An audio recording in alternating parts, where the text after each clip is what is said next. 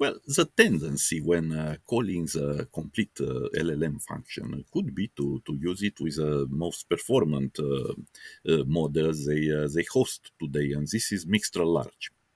Are there reasons why you shouldn't select this model? In blue here, these are the present LLMs hosted by Snowflake, and you can see here Mistral-Large. Mistral-Large is the most performant, 81%, but the next one is also a Mistral. Let's call it Mistral 8, okay, 71%. Looking at the two different answers, there are not obvious differences here. Looking here, you can see that for Mistral-Large, they charge a whopping more than 5 credits per million tokens.